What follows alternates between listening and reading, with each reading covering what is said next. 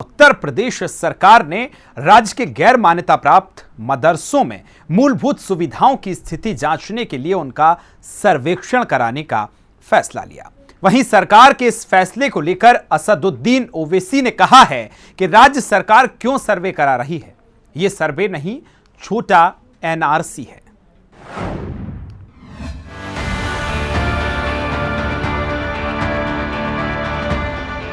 UP सरकार ने राज्य के गैर मान्यता प्राप्त मदरसों में मूलभूत सुविधाओं की स्थिति जांचने के लिए उनका सर्वेक्षण कराने का फैसला किया।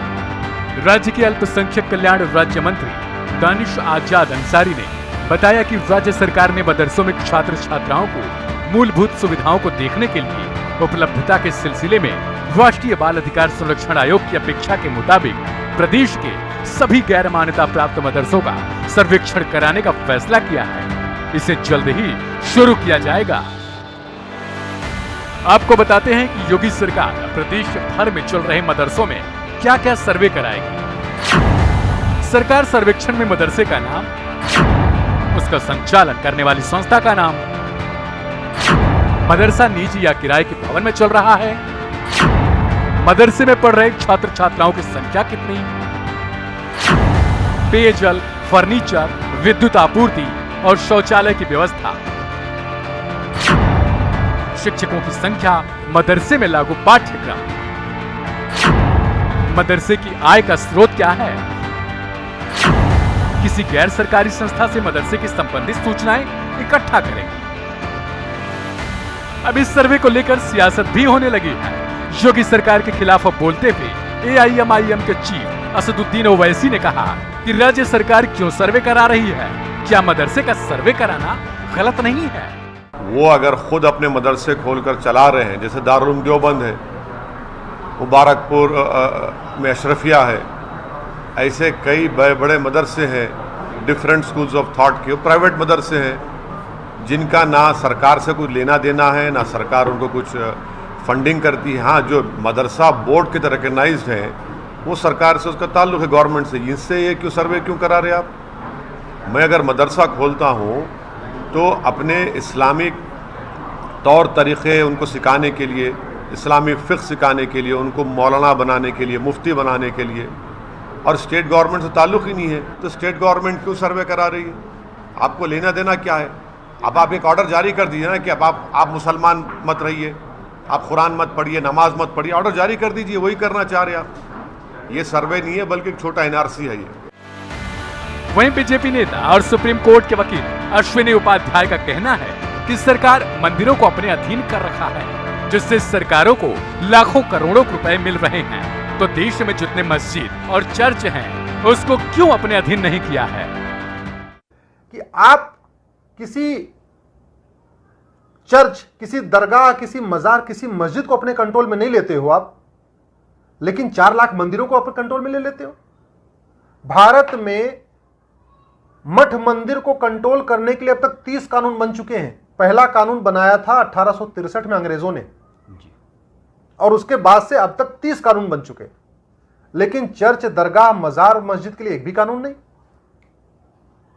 मठ मंदिरों से सरकार हर साल 1 लाख करोड़ रुपए लेती है। चर्च, दरगाह, मस्जिद, मजार से 1 रुपए नहीं लेती। 18 राज्यों के मंदिर सरकार के कंट्रोल में है। किसी एक भी राज्य का एक भी चर्च, एक भी दरगाह, एक भी मजार मस्जिद सरकार के कंट्रोल में नहीं। मुंबई में सिद्धि विनायक का मंदिर सरकार के कंट्रोल में, वहीं बगल में हाजी अली की दरगाह सरकार के कंट्रोल में नहीं। कश्मीर में जम्मू वैष्णो देवी जी का मंदिर सरकार के कंट्रोल में, हजरत बल की दरगाह सरकार के कंट्रोल में नहीं। अजमेर में पुष्कर का मंदिर और भी मंदिर सरकार के कंट्रोल में है, अजमेर शरीफ की दरगाह सरकार के कंट्रोल में नहीं। काशी में भगवान विश्वनाथ का मंदिर सरकार के कंट्रोल में, और एकदम सटा हुआ 10 मीटर भी दूर नहीं है जो ज्ञानवापी मस्जिद है, सरकार के कंट्रोल में नहीं। मथुरा में भगवान कृष्ण की जन्मभूमि सरकार के कंट्रोल में, एकदम सटा हुआ 10 मीटर भी दूर नहीं है ईदगाह की दरगाह सरकार के कंट्रोल में नहीं। गौरतलब है कि उत्तर प्रदेश में इस वक्त 16,461 मदरसे हैं, जिनमें से 560 को सरकारी अनुदान दिया जाता है। प्रदेश में पिछले 6 साल से नए मदरसों को अनुदान सूची में नहीं लिया गया। बताया जा रहा है कि अब मदरसों में प्रबंध समिति की विवादित होने या समिति के किसी सदस्य के अनुपस्थित होने की दशा में मदरसे के प्रधानाचार्य और जिला अल्पसंख्यक कल्याण अधिकारी मृतक आश्रित कोटे से नियुक्तियां कर सकेंगे। इससे पहले प्रबंध समिति में कोई समस्या होने पर मृतक आश्रित को नौकरी के लिए मुश्किलों का सामना करना पड़ता था। लिहाजा मदरसों के सर्वे को लेकर ओवैसी जैसे नेता राजनीतिक रोटी सेकने से बाज नहीं आते हैं। ऐसे नेताओं को मुस्लिम बच्चों को मदरसों में कैसी शिक्षा दी जा रही है, उनको सुविधाएं कैसी दी जा रही है, इससे कोई मतलब नहीं है। बस इनकी राजनीति चमकती रहनी चाहिए। मदरसा शिक्षकों से जुड़े 4 महत्वपूर्ण प्रस्तावों को यूपी सरकार द्वारा मंजूरी दिए जाने के फैसले का मदरसा शिक्षक स्वागत कर रहे हैं। बुलंदशहर में हिंदी खबर से बातचीत करते हुए कई शिक्षकों ने कहा कि सरकार वो फैसले ले जो मदरसा शिक्षकों के हित में हो। हालांकि इस पर सियासी प्रतिक्रिया भी सामने आई है।